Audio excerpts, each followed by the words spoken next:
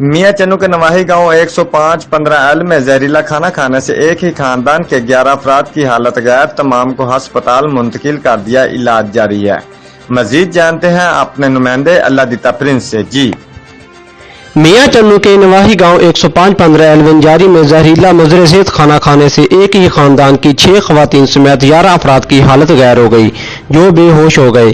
اطلاع ملنے پر ریسکیو 1122 نے تمام تاثرین کو THQ ہسپتال میاں چنو منتقل کر دیا، جہاں تمام کا علاج جاری ہے۔